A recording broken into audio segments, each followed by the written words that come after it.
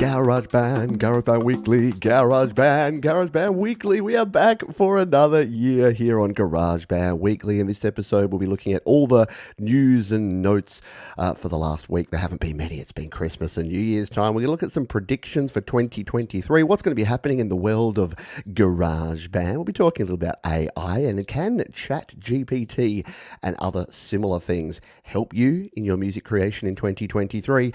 All that and a bucket of fish here on GarageBand Weekly. Welcome along. As per usual, we are brought to you here today by my GarageBand FAQ. It's just been updated with some new information ready for the new year. Just jump on over to studiolivetoday.com/GarageBand, that link there, and you can check out my FAQ. You can check out the beginner's guide, a heap of these ones. These are all great little playlists of GarageBand tutorials that'll help you out. And what I've added in here is the amazing communities, the GarageBand Users Facebook group, the Create, Record, Release group, and the Studio Live Today Discord, all places where you can come and hang out and find out all about GarageBand and creating on the mobile platform, but also on a Mac or a PC or an Android tablet or wherever it is. I don't care where you're creating. You could be creating on a whiteboard and then just singing along. You do you. Yes, there you go. You can check it all out at Studio Live Today /GarageBand. We're going to jump into the news and notes in just a wee minute. I'm just going to stop my GarageBand over there. I don't know why I went with a little bit of a tribal beat. I felt like it would be fresh for 2023. Let's take it out to the folks who are here live on the show. And don't forget, you can tune in live every week. It's Monday at 3 p.m. on the West Coast, 6 p.m. on the East Coast of the US and Canada, and 11 p.m. for those folks in the UK and surrounding areas, or of course 10 a.m. on a Tuesday morning if you're on the east coast of Australia. G'day to Fat Panda Cat, hello to you. Mr. Mark Bro, hope you're doing well. Raymond Bekirk, hello from Northern Ireland. Our wonderful moderator Thomas Christ is here. Alex Bacchus over in Germany, good to see you here, my friend. Omni Collective Creativity, thank you for dropping on by, always good to see you. And we will be getting to, and Jade Star, hello to you as well. So I've asked a question there. If you are here live, you may answer right here in the chat. Let me know, what are your predictions? What do you think is going to happen in the world of creating, especially as it relates to GarageBand? But you can go general if you want. 2022 was a bit of a holding pattern year for everything, for GarageBand, for technology. I mean, AI was probably the big thing that came out, as well as all the drama around Twitter and other social platforms. But in terms of Apple and GarageBand, given that the previous couple of years were, new Apple Silicon and new iPad Pros and a lot of stuff moving to USB-C, it was kind of a little bit of a enhancement of the past in 2022. So will 2023 be a revolutionary year, or will we continue with the evolutionary changes we've been seeing? We'll discuss that in just a moment. G'day to Joe and Barry Glenn, who've also joined us here. Hello to Darian Washington as well. Thank you, everybody, for being here. And don't forget, we are interactive, so if you do have questions, all you need to do is put the word question, or you know what, even just a little Q in front is fine. Just put a Q and put your question there. I'm always happy to answer or attempt to answer your GarageBand questions. Let's jump into some news and notes. CES is coming. Do you know about CES, the Consumer Electronics Show? Now, why is this relevant? Well, if like me, you're a tech junkie as well as a music junkie, we find out about a lot of new gear at the CES. And more often than not, we find out about some wacky products that are what they call vaporware, which are these amazing new things that they release at CES. And they're like, yes, it'll be available in 2026. And then it kind of just disappears into the ether. So that's kind of fun to see what the crazy and wacky products people are bringing out are. But you also get a bit of an insight into what's coming next. Now, for an Apple user, it doesn't really do much, but there's often some interesting peripherals and some things that you might want to plug into your gear that you can check out. So I like to keep an eye on the CES coverage, CNET and ZDNet and a lot of other places, the Twit network that I like, This Week in Tech. Just keep an eye on all those places and you'll keep up to date with what's going down at CES. the Consumer Electronics Show. Apple's services was probably the big news of 2022 and continues in 23. So Apple have doubled down on all their services offerings. So if you look around you, you will realize that Apple Music's been around for a while, but Apple have slowly snuck in a whole bunch of other stuff. Slowly. They've announced it. They've shouted it from the rooftop. So you've now got Apple Fitness. You've now got Apple TV. You've got Apple TV Plus, their premium service. You've still got the ability to buy and rent movies through Apple. Apple One has been added, which bundles all of that together into one subscription. And of course, you've got your iCloud storage. So Apple services, like most other businesses, they are more reliant, I guess, on services than they have been before. And that part of their business is continuing to grow. Why is this relevant to a GarageBand creator? I don't know. I still think that there's an outside, we'll talk about predictions in a moment, but I still think there's an outside chance that we'll see some sort of software package subscription. I'm not ruling it out because at the moment, if you want to buy things like Final Cut and Logic Pro, the big high-end bits of software from Apple, you have to pay $199 and $299. So you have to spend $500 if you want a full editing package for audio and video on your Mac. I don't know. There's something in me that says they might throw a $9.99. I mean, Adobe did it, and Apple like to have that recurring revenue as well. So I don't know. What do you think? We'll see. All right. Apple Music Sing. I wanted to talk about this really quickly because this is Apple's new karaoke feature. So Apple Music Sing has been released. If you jump on over here to the Apple website, you'll find out all about it. Now, I demoed it. Or I tried to demo it on my iPad, but I couldn't work out why I could only use it on my iPhone and not my iPad. And the problem is that my iPad is an old 2020 model, so it's using the A12 processor. And guess what? You need a very modern processor to run Apple Music Sing. In fact, my iPhone 12 is like the lowest model that will actually run it, because what I found out is that the way Apple Music Sing actually works is that it does the processing of the vocal removal on the device, which is really weird. Like, I assumed that they were doing this behind the scenes, but the way it actually works, like, here's my Michael Bublé Christmas song that I was singing over the holidays. And the way it works is you actually just dial in here and you tell it how much vocal you want. And as you drop it down, it pauses for a second and then does that processing to remove that. So it uses similar kinds of software and similar kinds of features to other vocal removal. So it's finding those frequencies and it's removing those vocals so that you get a karaoke experience. But the downside is that, it's only available on a very limited amount of devices. I should have prepared this earlier, but let's just see where it's got what it's available on. Will be available on all compatible. So it doesn't say what are the compatible ones. So this was the announcement, but basically you'll need an iPhone 12 or 13 or 14, and you'll need an iPad basically with an M1. In order, because the M1's like the A15 chip, so you basically need an A15 or 14 chip or an M1 chip to actually be able to do that, which is a little bit disappointing because I would have loved to have had that on my lesser devices. Because if I'm doing karaoke, I don't want it to be my daily driver phone that I'm having to go to do that. The other news, this is more self-serving news, but there's something new in the Studio Live Today lineup that is coming this week, and that is that I'm finally launching a podcast, but I'm finally relaunching a podcast. And if you've been around the channel for a while, you'd remember that Home Studio Q&A was the previous podcast that we did back in 2018, 2019, and then kind of took a pause from that for a while when the Q&A show shut down. We then did the Creator Town Hall show, and now we're coming back with the Studio Live Today podcast. So the podcast will be, there it is. That's the behind the scenes. Podcast will be taped live, so it'll be live to tape. You'll be able to see a video version of it right here on the channel, but it will also give folks that maybe don't have the time or the ability to jump into every show that we do here a bit of an update. So it's going to be a bit of a summary, a bit of a best of. We'll talk about Your Music Live, we'll talk about GarageBand Weekly, we'll talk about the Happy Hour, and we'll bring it all together into one. So it gives us the opportunity to chat about all things home recording, all things creating on the go, all things related to music and the independent music revolution, which is what I've decided I'm going to call it in 2023. I'm going to say, join the indie music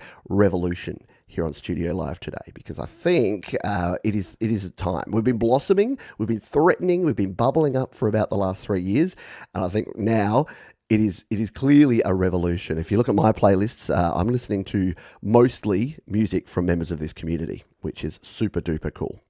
So that's the news and notes. We'll jump into our feature topic in a moment, but we are going to jump in and say good day to some other folks who've joined us here live and see if we have any questions before we proceed. Hello, Michael Thompson. I hope you are doing well. G'day, Phil Gone. Hello to Barry, Glenn, Buzzer, Dom Fatchin. Happy New Year to you. I hope you are doing. Been a while since I joined live. Well, cheers to you. I'm gonna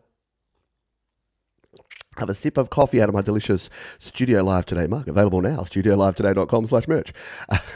So in your honour, Dom. We've got Mark Barrow. I've got your prediction there. We'll talk about predictions in just a moment as well. I'll just see if we've missed anyone else. Fat Panda Cat, I'll grab your prediction there as well. Thank you all for being here, and thank you for chilling out here. Many vibes, hello to you. It is officially happy hour there. Well, that's good. Good to hear. Good to hear. Yeah, viva la revolution. Hello, Deep Gravity. I hope you are doing well. Happy New Year to you too, my friend. And Crow on a Wire is, I'm a revolutionary. I am the revolutionary. Coffee is good with Aramula? Maybe. All right, so I'm going to let you folks lead off in our main topic here today around predictions. So once again, if you're just joining us here live, I've asked the question here in the chat, what are your predictions? What are your predictions for this year when it comes to GarageBand, when it comes to Mac and iOS and Apple and all the music creation options that we're going to get? Are you excited for it? Are you weary of it? Do you think it's going to be good, bad, or somewhere in between? Let us know right here in the chat. And if you're watching on the replay, by the way, you can definitely put your comments down below. I will continue in 2023 to read every comment and to respond, because until I physically can't, until they have to pry the iPhone from my hand because it's gone completely, what's that word? Jaundice? No, the thing where it's you can't move. Anyway, I'll keep responding to comments is my point there. Jade Star says more of the same, 2023, a few bug fixes, some sound packs, and no control over the limiter or MIDI as usual. Yes, we shall see. Leela Reality says what she said. Mark Bro predicts more of the same. A few sound packs, more of those remix packs, and hopefully a few enhancements. Yeah.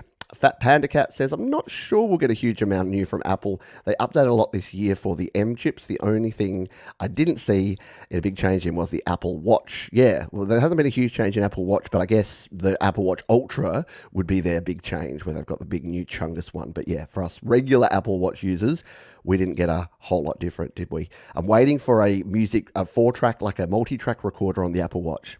I think that would be cool. Something that can somehow, I don't know, the only problem there is playback. So playing back the audio so that you could multi-track, but there's got to be someone that's going to do an Apple Watch, maybe that's our prediction, an Apple Watch multi-track recorder where you can just kind of sing in your idea and then you can play back your first track and then sing over the top of that, and it somehow does some sort of noise removal so you don't get that bleed on each track. I don't know. Alex Backus, thinking about switching to Cubasis. Yeah, not a lot of new things in auto normalization sucks. I need to use so many workarounds. And look, that's the thing. Despite the fact that I love GarageBand and I use GarageBand, if you want to use Cubasis or Audio Pro on your iPad or iOS, or you want to move to a Mac and use GarageBand or Logic there, or you want to use a PC, we've got plenty of people. Who was it? It was Frigsy. Frigsy, who uses a PC and Reaper, I believe. And we've got folks that use Cakewalk. We've got folks that use Presonus, Studio One. And they still sort of tune in and watch these shows, even GarageBand show, because we don't talk just about GarageBand. It's kind of like I used to watch Mac Break Weekly on the Twit network before I even owned a Mac. And now it's much more relevant, obviously, but I just like to hear about it. I like to know what people was doing and what was going on. Omni Collective Creativity says, my musical New Year's resolution is to compose more commercially acceptable and shorter songs with sprawling epics and more spaced out. Yeah, interesting, isn't it? That's another thing that maybe we'll talk about later. But in 2023, are you going to make music for you, or are you going to make music for others? And is it important? Do you need to make that distinction? I don't know. I was chatting with folks, and some people say just make what you want to make and what you want to hear all the time. And other people are like, well, that's fine, unless, of course, you want people to listen to it. Because sometimes it's okay to make music for an audience. What do you think? Prediction from Dom is more crossover remix releases predominantly, a couple more sound packs, no major overhaul until they shift the educational slant for iPads. Yeah, interesting. I like it. Good points there. Crazy prediction I heard, Apple VR headset in March. There you go. There's your conspiracy prediction there from our friend Gwegwe Garu. Hello Gwegwe, by the way. I've not seen you around for a long time. Hope you are doing well. It is, I don't know. Apple VR, what do you think? Is Apple going to dive into that? We have indeed... We've had rumors of that for a long time. So the two big kind of big rumors that haven't really come into anything is Apple doing something with AR or VR, so something like a headset. And we've seen obviously things like the Oculus Quest 2, which has been really popular, now owned by Facebook, which is now Meta. I know, it's bloody confusing. And they've just released their Oculus Pro headset.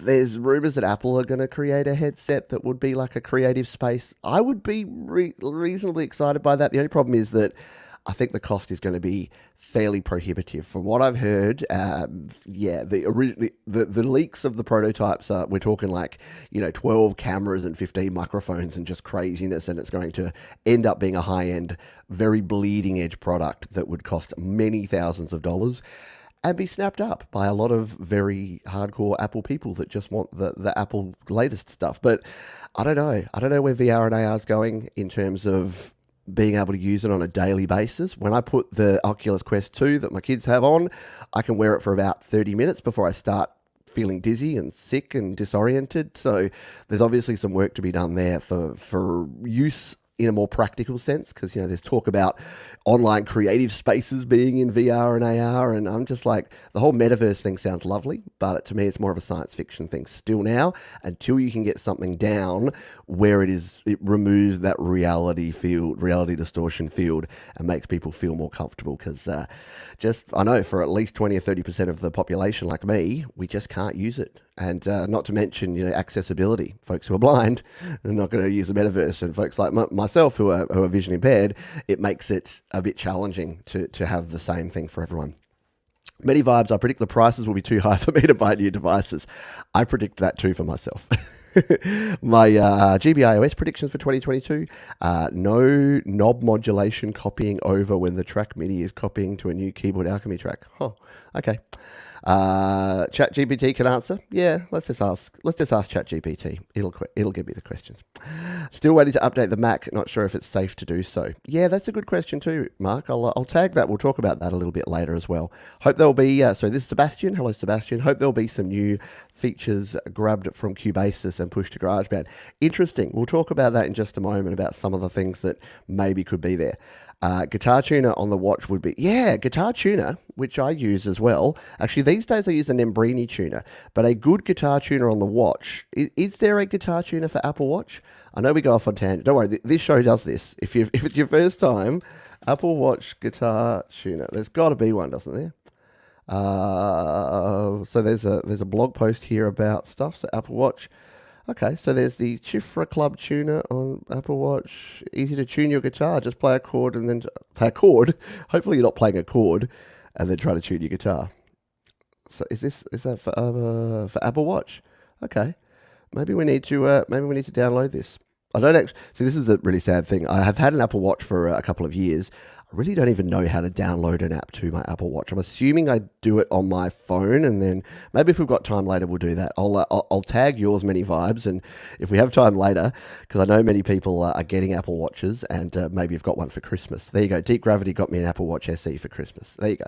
So we'll check that, because that would be a cool thing to do. Joe Barry says, I would love for once not to have to reboot the iPad so many times during making a project. A real pain in the butt. Yeah, and that's the problem that I'm seeing more and more with older iPads. And I must admit, if that was happening to me, I'd be upgrading my iPad. And I think you're using the same iPad Pro as myself, or maybe the 2018 Pro. Yeah, it's getting to the point where and this is the sad thing, iPad OS 13, it was fine. It was a lot more stable, it seemed. And it seems that iPad OS 15 and 16, they do more things, but there's also more challenges.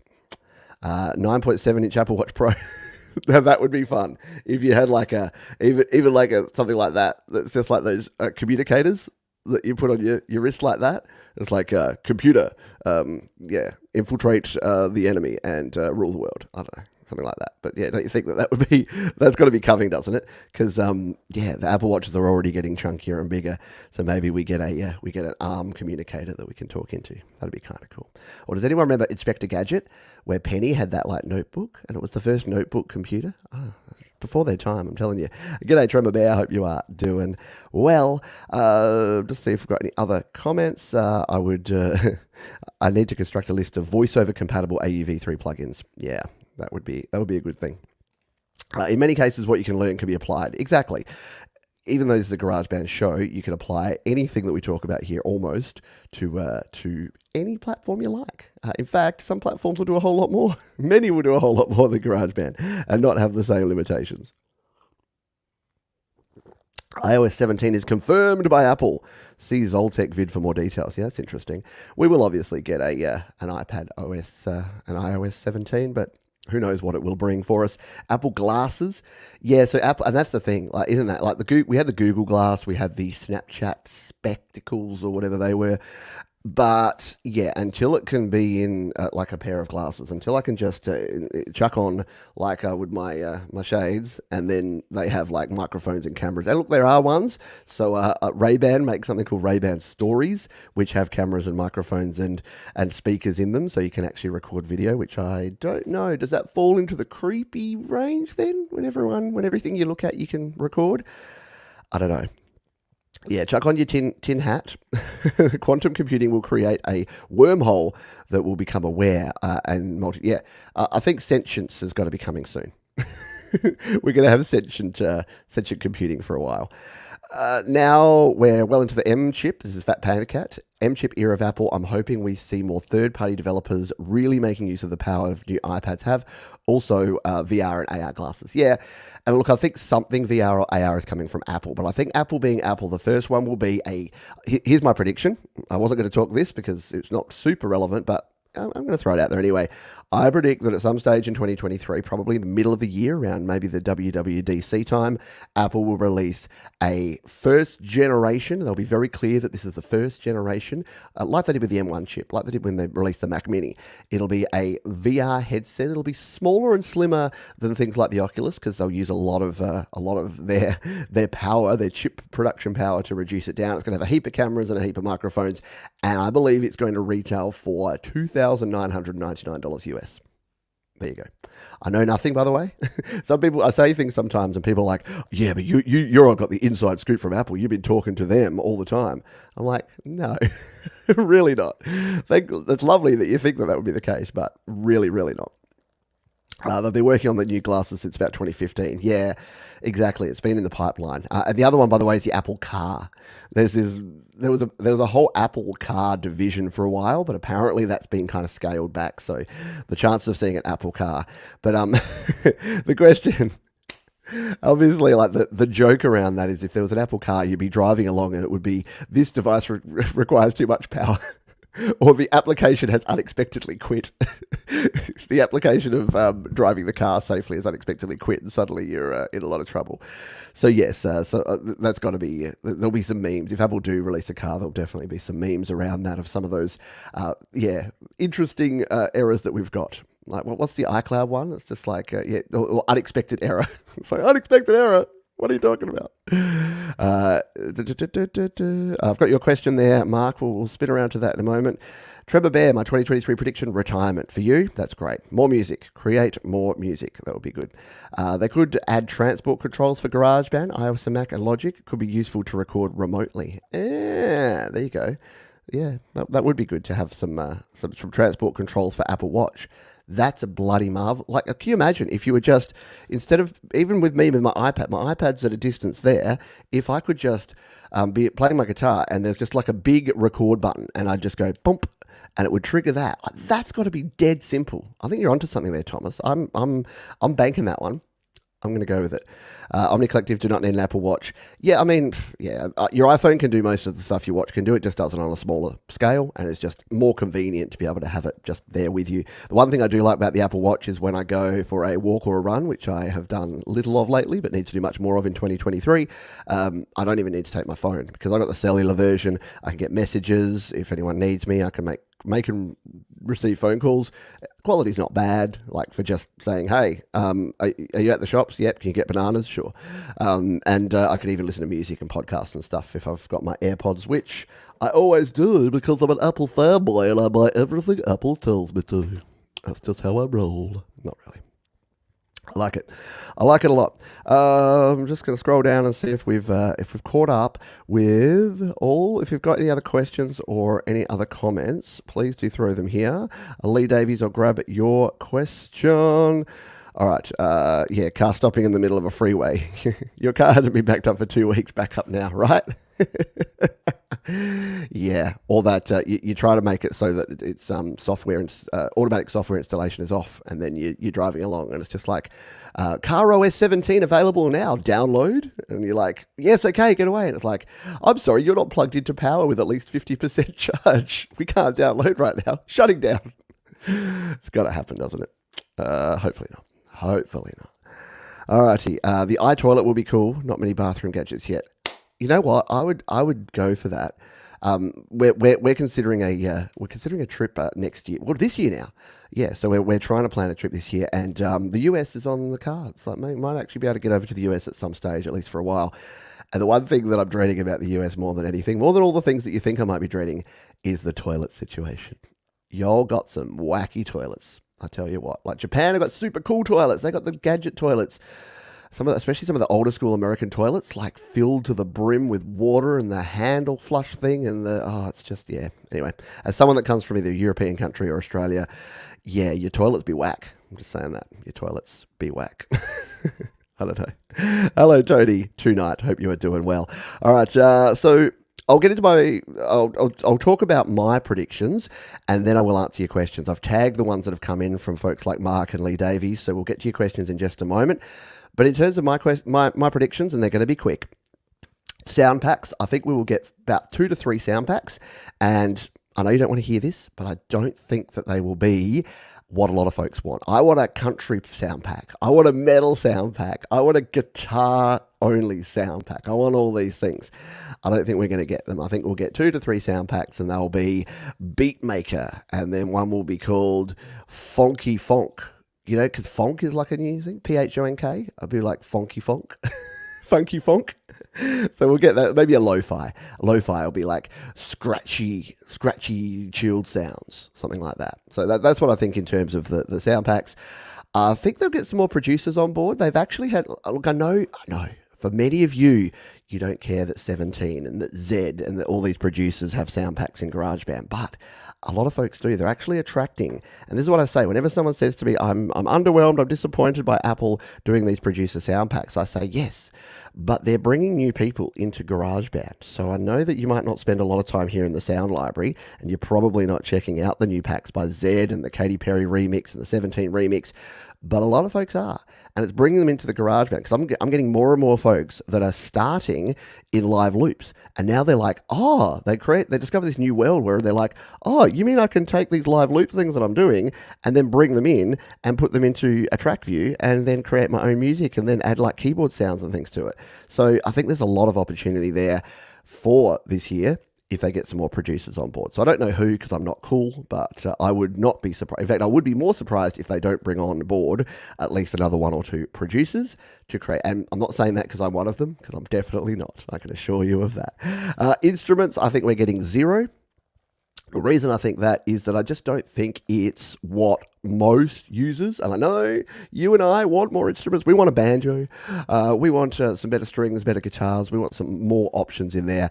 But I think in terms of putting the development cost into creating more instruments, I don't think it's going to happen. But the good news there is, if you want a silver lining, I think that the number of AUV3 instruments is going to increase. I think once developers, as someone said earlier, it might have been Fat Panda Cat, but someone said earlier, once the developers, the third-party developers, really start harnessing the power, especially of the M1 chip, as more and more of the iPads use the M1 chip, developers are going to be less scared of full compatibility, and they're going to create instruments that are going to be super powerful and utilized. Because at the moment, the reason that we can't have the power of a lot of VST and AU instruments is just the processing and the ability that it needs to still run on like an iPad from 2016, because a developer doesn't want to create an AU V3 instrument that's only going to work on a handful of devices. Wouldn't be in their best interest.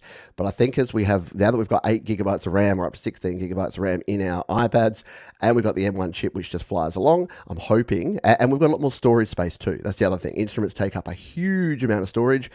For Apple to put in another instrument, I think it's just going to make GarageBand too bloaty, and I don't think they'll do it. So that's what I need. We need more 808s. It's practically a desert. I know, more 808 sounds. I wanted a better cowbell in GarageBand. Yep, been asking for more cowbell for 5 years. Absolutely. We need a tunable wood block, right? Yep. So instruments, probably not going to happen.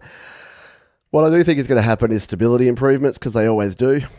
They always do. So stability improvements will be coming. That's number 4. And bug fixes will be coming, because every time, again, iPad OS 16 was a bit of a tire fire. So 16.1 fixed a few things, 16.2 fixed a few things. So I think we're going to see some more updates as iPad OS and iOS 16 mature. And then as we go into the inevitability that will be iOS 17, which will almost definitely be baited through the middle and the start of the middle of the year, and probably released with the new iPhones in September. The new iPhone, what are we up to? 15? Yeah, iPhone 15. They do need a better sounding guitar, Daddy. I think many of you would agree on that. Butch Vig on GarageBand would be amazing, wouldn't it? Yeah, we need producers. We need like some of the old school producers that we know and love. Nice one. So that's my predictions are pretty slim. I don't think, and I think Jade said it before, I'm similar to that I would love to be surprised. I'm going to say this, and then in February, the GarageBand acoustic pack's going to come out, and it's going to have a banjo, and it's going to have improved acoustic guitar sounds, and it's going to have who would be the producer that they would tie up with that? Like John Mayer. It'll be the 20th anniversary GarageBand pack with John Mayer. Because remember the original GarageBand announcement where Steve Jobs was on stage and he got John Mayer to come out and show how GarageBand worked for the very first time? There you go. There's my way out there wacky prediction, is it's going to be the retro John Mayer GarageBand pack for 2023. Thomas Christ says, I just bought the bitch. Got to be careful saying Butch Vig. The Butch Vig vocals plugin from Waves, and it's pretty sweet. Good stuff. Erocoli, thank you for being here. I enjoy GarageBand too. And yes, a banjo and a mandolin would be fun. Mumford & Sons pack. Mumford & Sons pack would be so good. It's like, look at this. We got the Mumford & Sons pack. It's 14 different banjos, all tuned in different ways. And because you need all the banjos. I saw the funniest meme. I'll see if I can find it. I think it was on The Onion. It was a few years ago. The Onion Mumford & Sons banjo. I think there was a...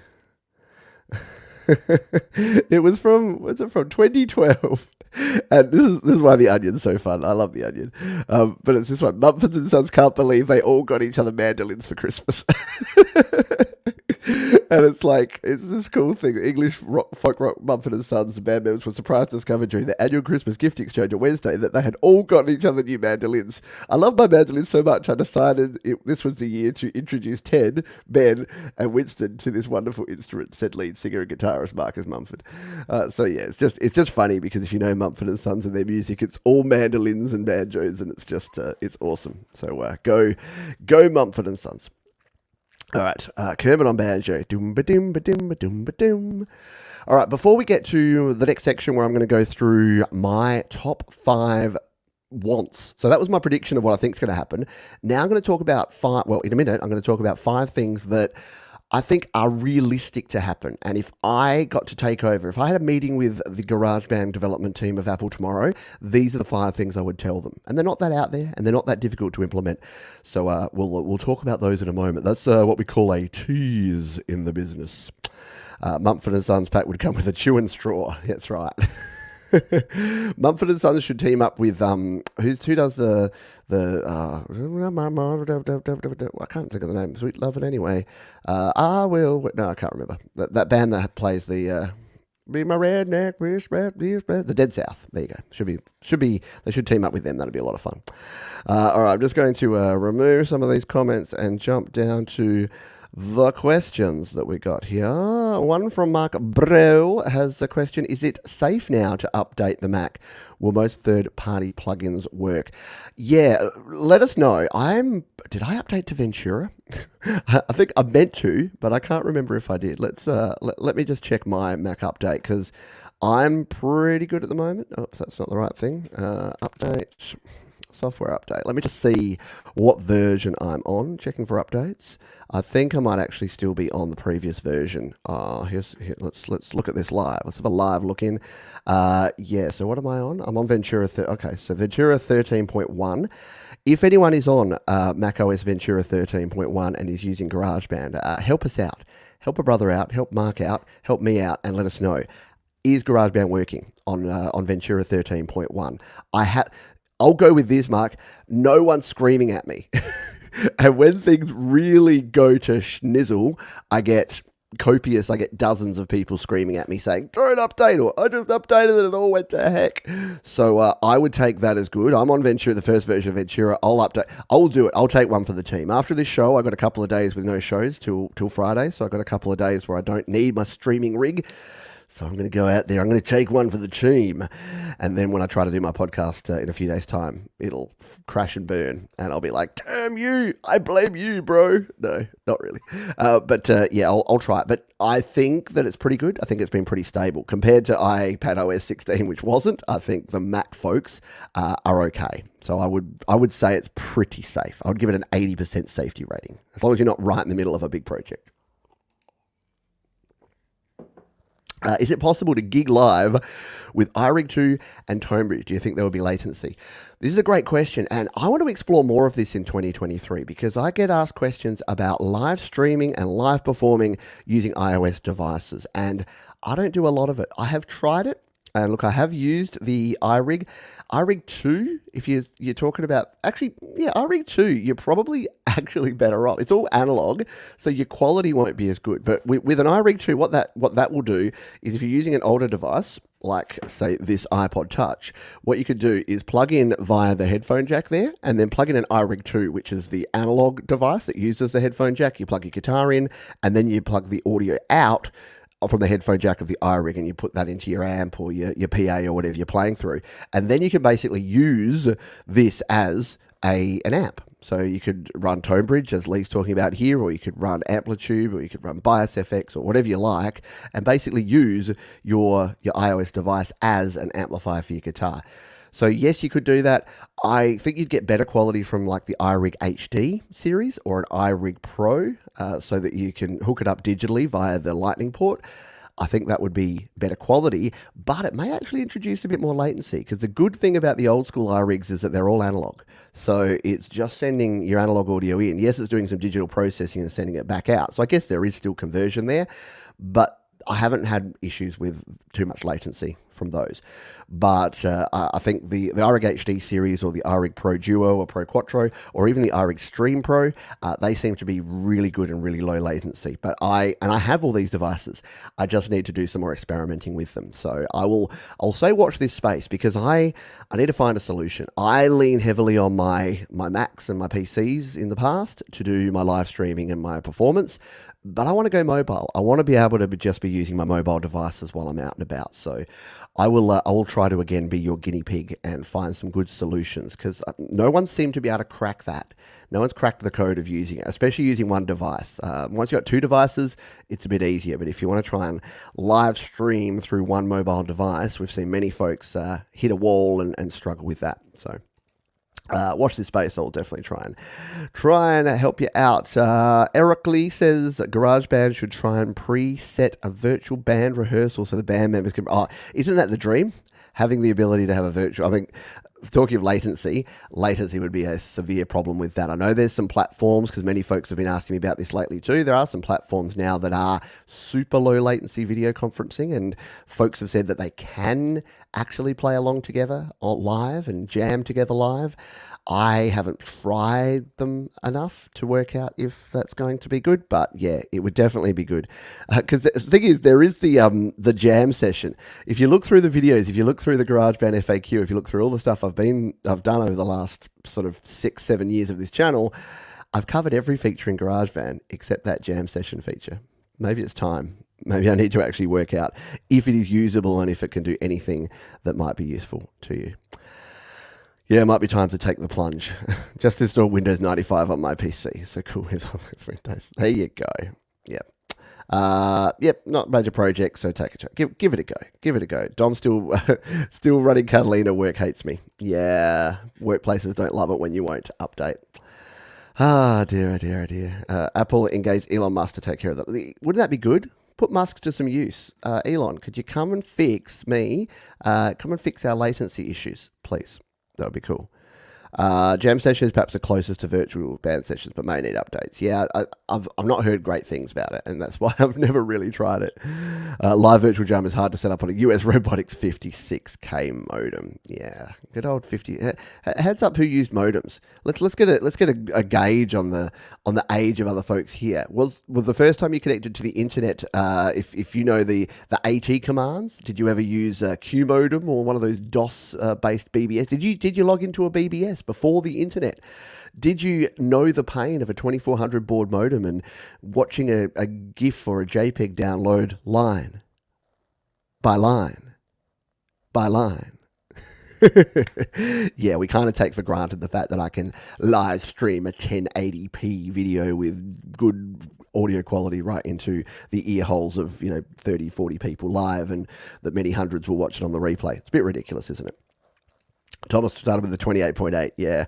14.4 modem dial-up, there you go. Yes, yeah. So I was poor at the very start of it, so 14.4 modems were out when I was first getting into this, but I bought actually a friend gave me an old second-hand 2400 baud modem, an internal card. I had to actually drop it into an ISA slot. See, we're getting super nerdy here.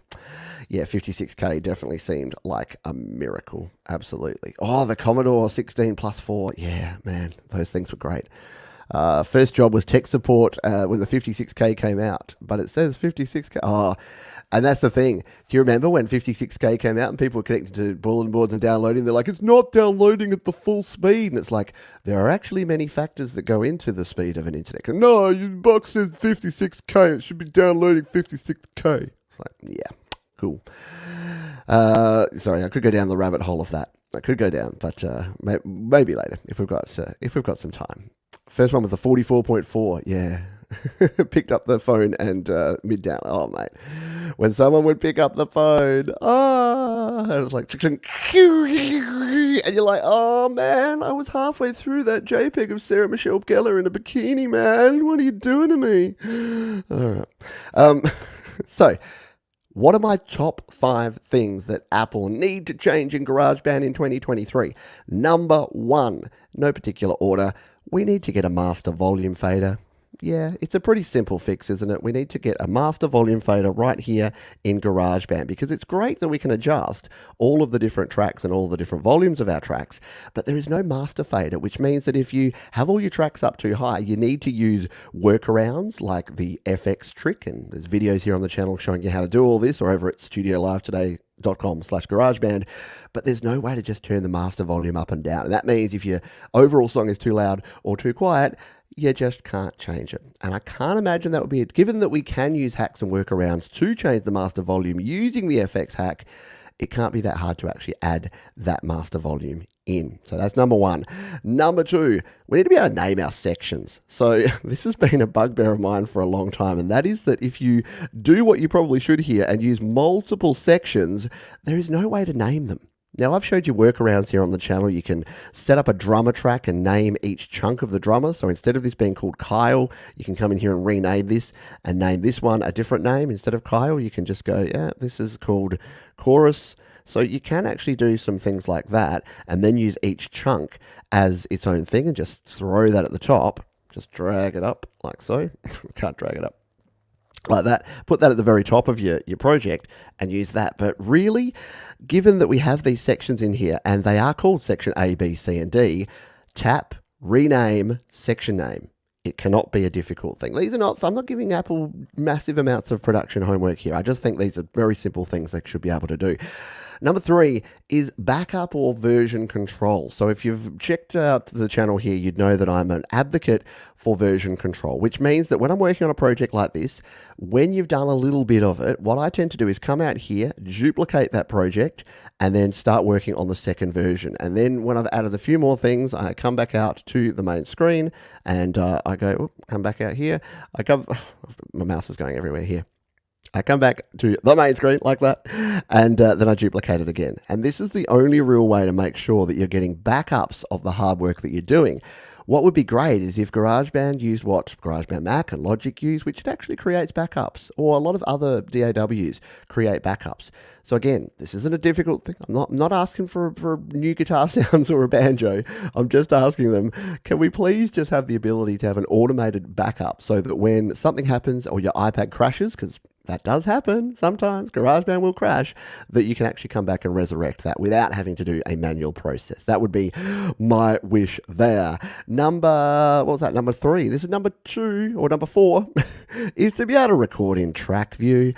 So if you've been using GarageBand for a while, you would be aware that if you try to record a track, so let's just say that we'll go back to the start of this one. We'll go back to our first section where we have our music. So I'm recording a song here. Yeah, I'm having a good time. I've recorded these tracks in here, and now I want to record a backing vocal. So I come in and I duplicate this track out so that I get myself a new track, and I'm ready to hit record, and I'm going to cue myself up here, and I'm going to be watching these so that I can line up my vocal performance with those ones. And then when I hit the record button, oh, lo and behold, I get this view. Why do I need this view? I don't. I can't see where my other tracks are. I just get to see a static picture of a microphone. Now, here's the stupid part of this, is that there's a workaround. Like most of these things, there's a workaround, but I just think if Apple fixed this, it would be easier. The workaround is if you have a multi-channel interface, so if you've got an interface with 2 inputs, just put this second one onto the other input. So if we go in here to the microphone, let's put this one onto channel 2, and now we've got this track on channel 2 and this track on channel 1. What we can now do is multi-track record. Yeah, we can hit the record button on this one, and now when we hit record, we can do this. And we're all good.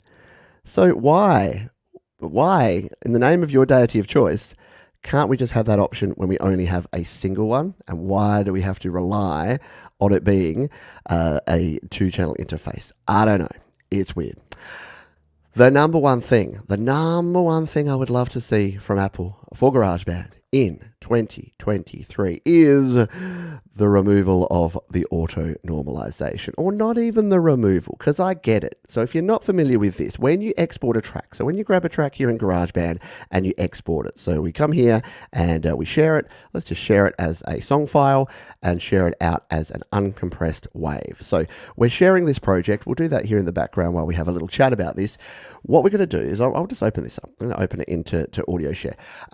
What it does is it will actually bring up the level of that track to 0 dB. So it'll find the loudest part of this song and it will bring that on up to 0 dB. Now that's great if you've got a mix that is too low and you want that to be your final release. But for many of us, we want to be able to master our songs. So we want some headroom there. We want a little bit of headroom. Now, if you set your volume levels low enough, it's not a major problem because all you need to do is turn down the input gain when you throw it over into your mastering platform. However, it's just an extra step that's just a pain in the butt that doesn't need to be there.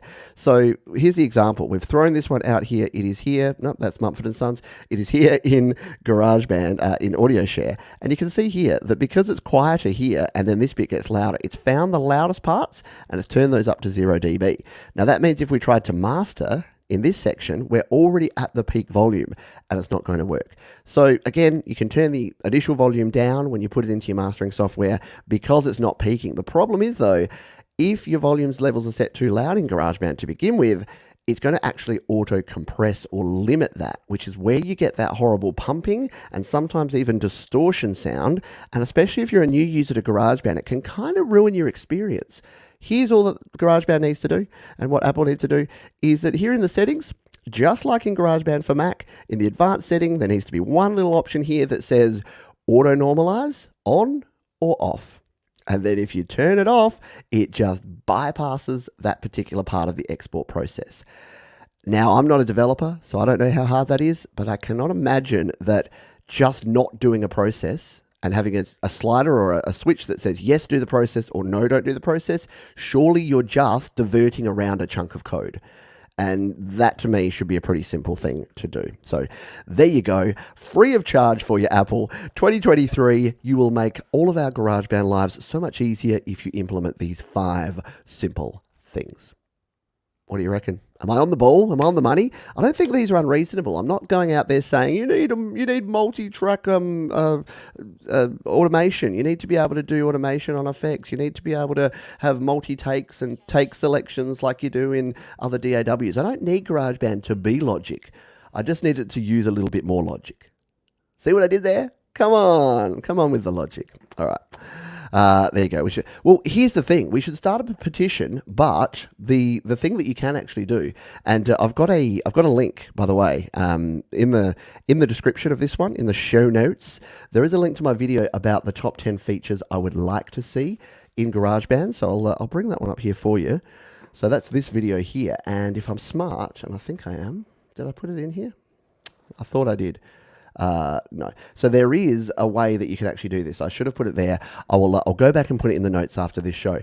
But go over to Apple and let them know. So you can actually do that. You can do an Apple feature request. So Apple GarageBand feature request. I'm pretty sure. Feedback. Here it is. So you can go in here. You can go to feedback about GarageBand.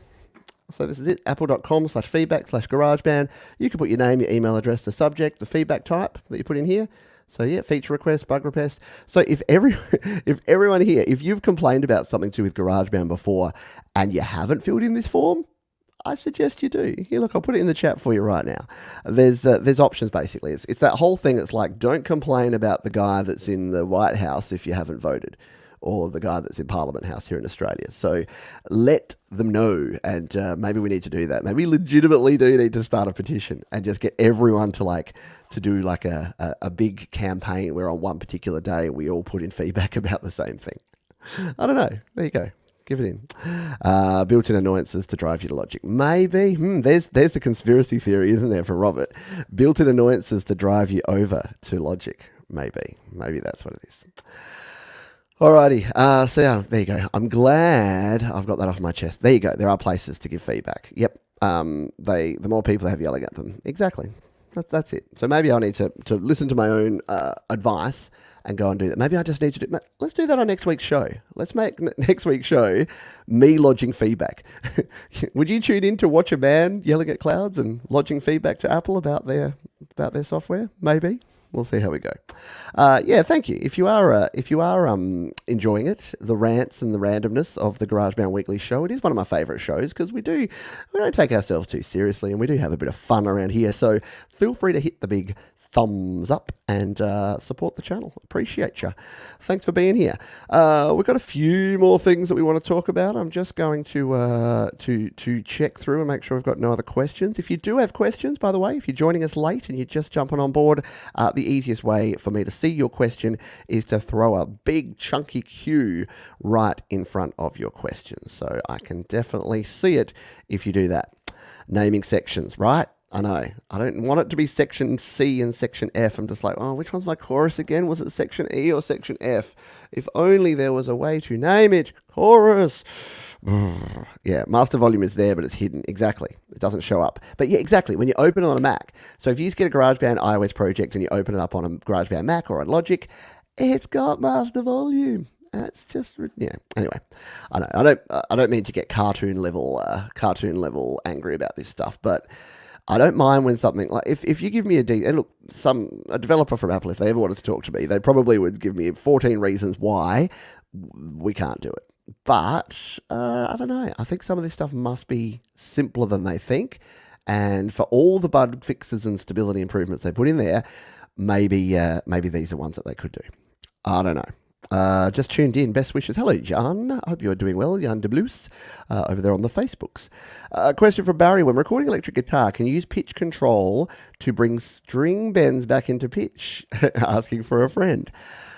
Sort of, Barry. It's not the easiest thing to do. Do I have let's see if I've got a project. Let's see if we can do a quick example here. If I've got a project that actually has, not that one.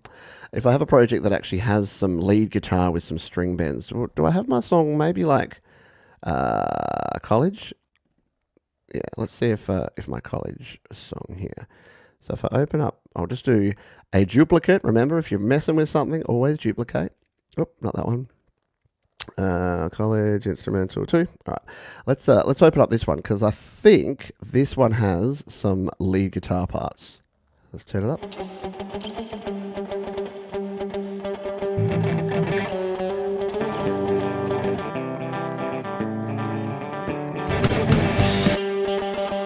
All right, let's go with this because this has got.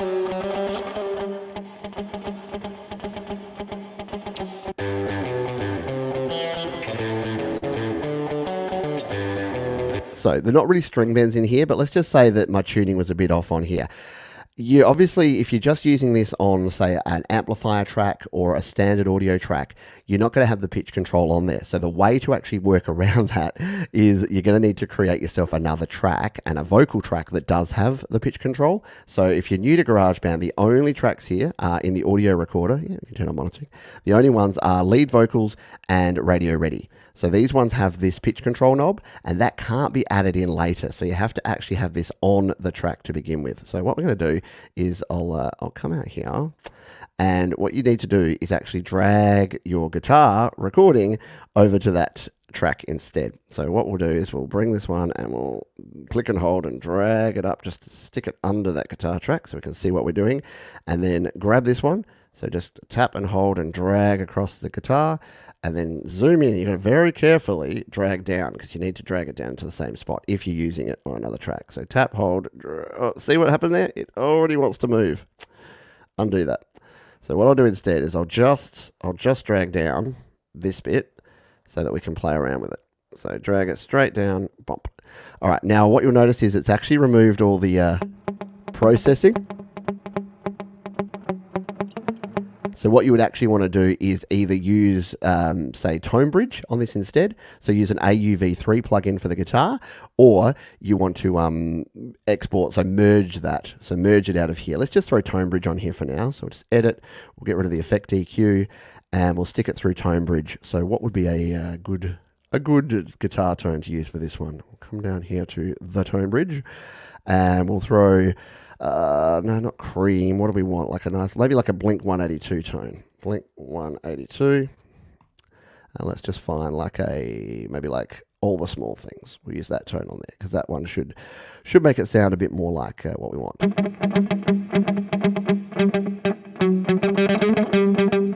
All right, that's cool. So we'll come back here to where we got these resonant notes. And what you can actually do is now that we have the enhanced tuning, we can turn that on, and now we can create some better tune control for our guitar. So let's just turn it up, say, halfway and see what it does.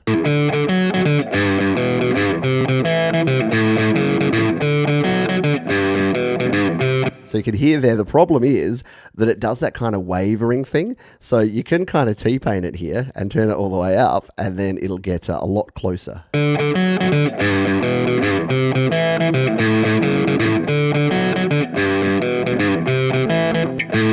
So it's going to sound a little bit weird, but I reckon when you put it back in your mix, if you really were having problems with this, it's worth a try if you want to play around with it, Barry? Because once we bring it back in our mix...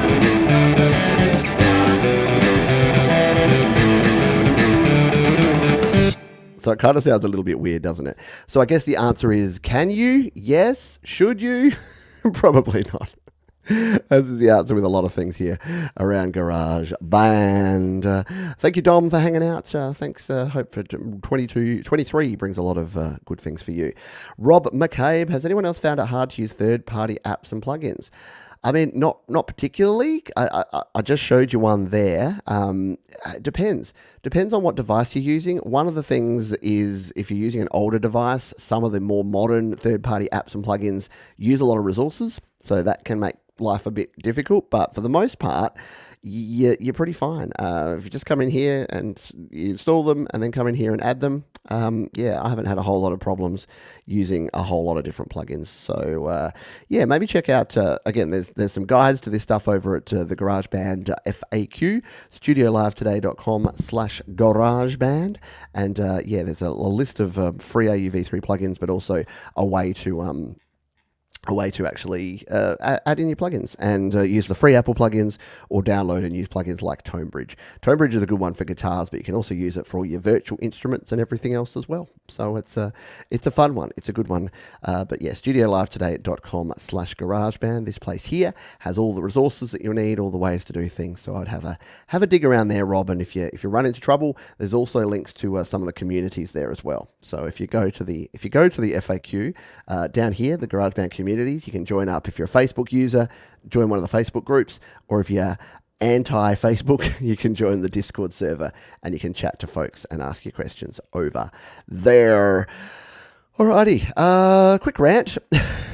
My rant is going to be super quick, and that is that I've decided that my main mantra for 2023 is going to be drama-free in 23. And look, I'm someone who doesn't get involved in a lot of drama or start any drama in particular, but I found out that I started doing some things in 2022 that helped me out, and that was to be very selective about the conversations I got involved with and the communities that I hung out with. And it did mean cutting off a few communities, not the ones that you're thinking, but I was sort of on the outer of a few places, and I realized that not only were they taking up a lot of my time, but some of the negativity and toxicity that was in some of those communities was just driving me to poor behaviors and poor decisions and low efficiency, and most importantly, lower happiness. And I think, at the end of every show I say, please be kind to yourself, be kind to others, and keep creating. And I think the problem was I was trying to be kind to others and help others out, but I wasn't taking my first bit of advice. I wasn't being kind to myself. I was putting myself into environments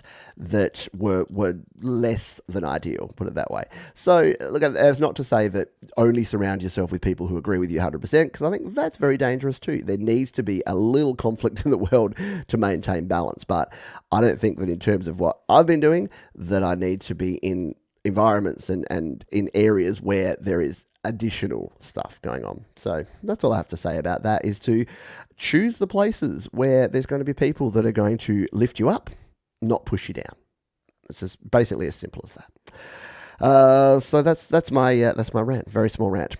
Plug-in or app of the week. I'm just going to say, and I know we're over time here, but we'll chat a little bit more. But hands up, who tried some sort of AI thing in 2022? What was your experience? Let's have a quick chat about AI before we finish up here. So AI, artificial intelligence, it gets mislabeled and misnomered a lot of the time. A lot of stuff that we say is AI is just automation, or it's just machine learning. It's not actually artificial intelligence. But hey, the term's here and it's probably here to stay. So AI, artificial intelligence, have you used it? The few cool things that I've used it in 2022 and will continue to use in 2023 and experiment with are things like AI for artwork. And I know there's all the controversies in the world, but things like DistroPic from our friends at DistroVid, friends at DistroKid, is a cool thing here, because I can just say, what's a prompt here? I can say live GarageBand show all about creating music. And let's just see what we get here. So this is just a bit of fun, but it can create you some album artwork, or it can give you some inspiration. And I think this is what I'm going to say, that my plugin or app of the week is AI apps. But that's kind of cool. That's a cool little image that you could just plug in and throw into something. Use that as a bit of a background or something. So yeah, there's your pictures. There's AI music, which I haven't got a lot into in terms of using AI to develop and to actually create music. But the one that's kind of taken the internet by storm is our old friend ChatGPT. My session has expired, so let's just log back in. We're going to log in here. If you haven't tried this one out, it's OpenAI, so you need an OpenAI account, or you can just sign up with your Google account, which is what I've done, and I'm logging into here. And you can play around and actually create some cool things here by writing some prompts. So for instance, I've got a new podcast coming out. So I could say here, please, see, I'm kind, I say please write a 2-sentence introduction to the Studio Live Today podcast, all about helping people create, record, and release music to be read at the start of the podcast. So, I don't really know how to open the podcast, so I'm going to ask AI and see what it thinks. So it says, welcome to Studio Live Today, the podcast about helping people create, record, and release their music. Join us as we talk to industry professionals and share tips and tricks for taking your music from concept to finished product. Now, am I going to be talking to industry professionals? Probably not. But would I use, hey folks, welcome to Studio Live Today, the podcast all about helping you create, record, and release your best music. Join us each week as we share tips and tricks for taking your music from concept to finished product. That's pretty good. So it's, I think this is my point that I wanted to make about things like this, is that they're not going to give you the answer. They're going to lead you. They're going to create the thinking that's going to lead you towards an answer that perhaps you hadn't thought about. Yeah? So for instance, please give me 5 interesting concepts for a song about relationships.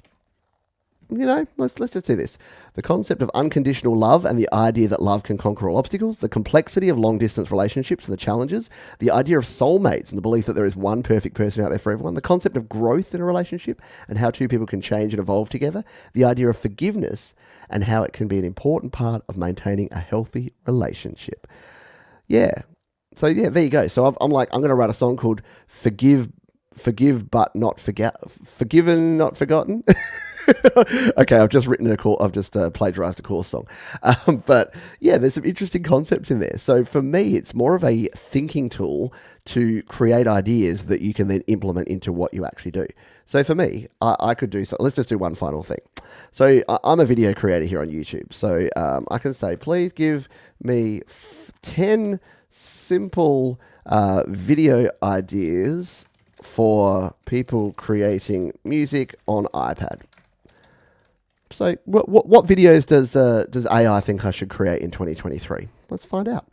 A tutorial on setting up and using music production apps, a walkthrough of favorite music, app or workflow, a day in the lifestyle video showing how the iPad fits in your music creation process, a review or comparison of different music production apps, the how-to style video showing how to create a specific type of music, a video discussing the benefits and drawbacks of the iPad, a video featuring a performance or jam session using the iPad, a video discussing how to troubleshoot common problems. So this is cool because I've never thought of a day in the life.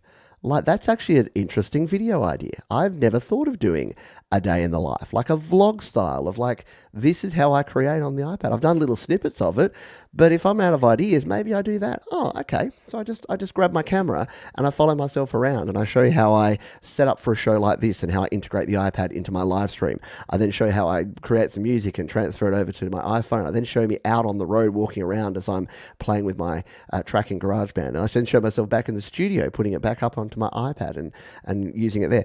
That's a pretty good idea. So I think it's more about ideas. And the final one is the goofy lyrics ChatGPT comes up with. So this is probably the most fun. And if you haven't played around with it for this, I would do this. So write a song including lyrics and chords in the key of G major, all about why I love rainbows more than sunsets.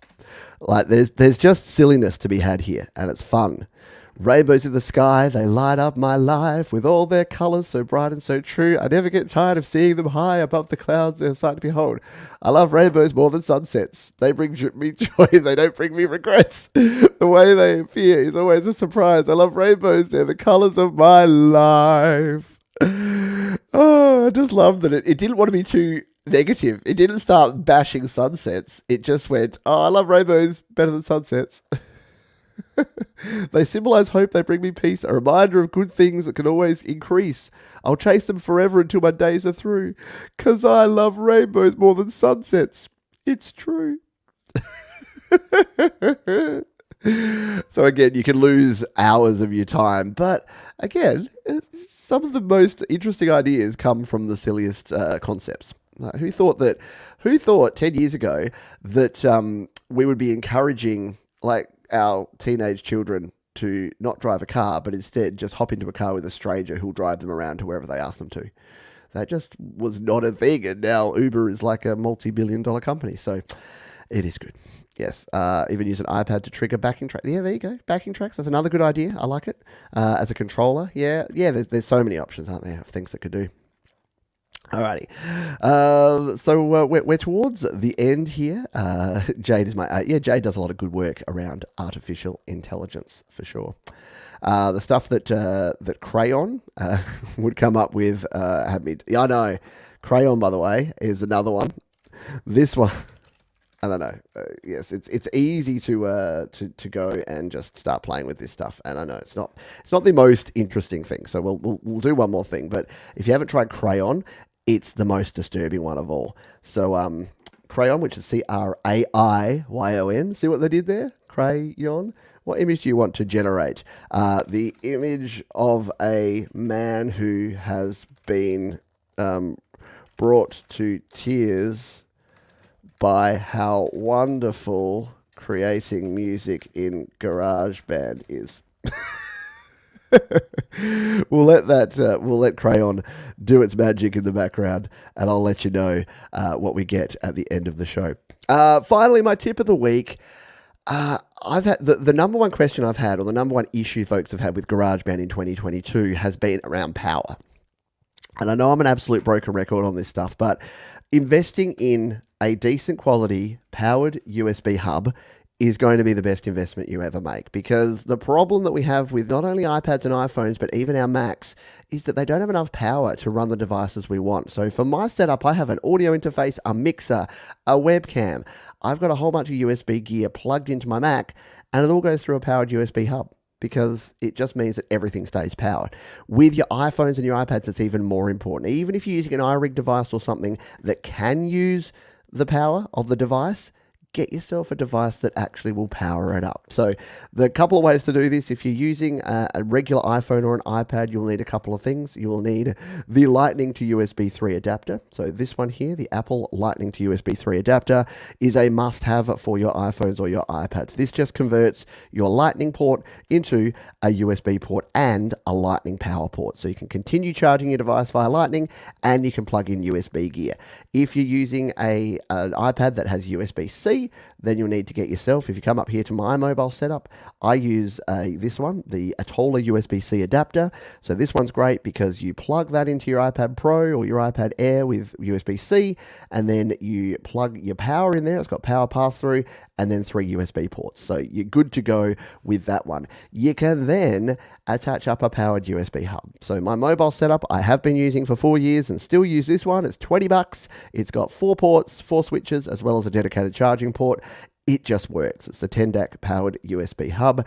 And the other one that I use for my desktop setup is the Atola. This one here, the Atola powered USB hub. This one's got more ports because my Mac needs more stuff plugged in, but the same concept. It plugs into power, it powers up all my gear, and it just saves you that hassle. If you've ever seen this device uses too much power, or you've had a device that works sometimes and doesn't work other times, I can almost guarantee that it's a power related situation. And by simply getting yourself a powered USB hub, you're going to be solving that problem and you're going to be good to go. So please, for the love of your deity of choice, go over and get yourself a powered USB hub and go to the gear guide, as Thomas Christ has put that up there.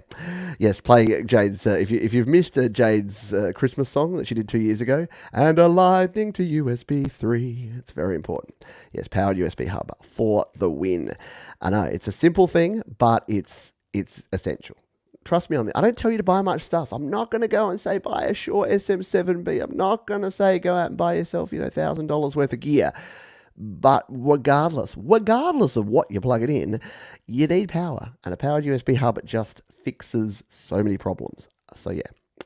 But before you get yourself into trouble in 2023 and have to email me and say, what's the problem? And I just refer you to the gear guide and say, get yourself one of those. Just go get yourself one of those. Shall we see what abomination our crayon has created? Oh dear. See, crayon is definitely the weirdest one. It creates the most bizarre pictures. I think, Thomas, you used this in your no cure for, was it? No vaccine for something. I don't know. But yeah, so look, some of these are a bit weird. I kind of like this one. That's a good option with the dude. Yeah, he's drawn to tears. His hand has melted into his face, which is a problem. This guy's got, goodness knows what's going on with his face. I don't even know what he's wearing there. He's got headphones and some sort of weird glasses, and his GarageBand seems to have exploded there. And what's this business? I don't know what that is. But it's certainly weird. So yeah, crayon is bizarre, but fun to play with. So go explore all the different options that you have there. I've never steered you wrong, except with the goat, and the tub of hair removal cream.